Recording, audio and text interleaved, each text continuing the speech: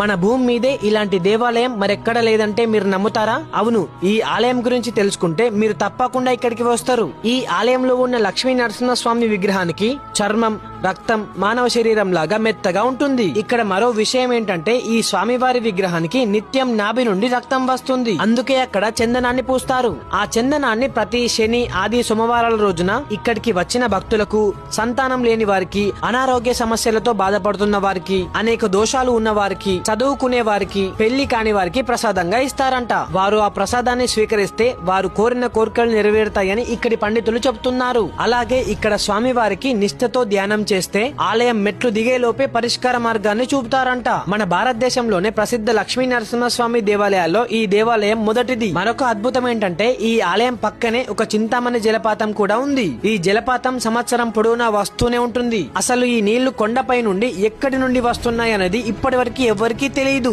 మీరు కూడా తప్పకుండా ఇక్కడికి వెళ్లి ఈ ఆలయాన్ని దర్శించుకోండి. ఇంతకీ ఈ ఆలయం ఎక్కడుందంటే మన తెలంగాణలోని వరంగల్ డిస్ట్రిక్ట్ కి 126 కిలోమీటర్స్ దూరంలో, హైదరాబాద్ కి 275 కిలోమీటర్స్ దూరంలో, భద్రాచలం కి 80 కిలోమీటర్స్ దూరంలో, ములుగు డిస్ట్రిక్ట్ కి 70 కిలోమీటర్స్ దూరంలో, మల్లూరు గ్రామంలో ఉంది. ఇంకా మీకేమైనా ఈ ఆలయం గురించి డౌట్స్ ఉంటే ఈ వీడియోకి కామెంట్ చేయండి, తప్పకుండా రిప్లై ఇస్తాను.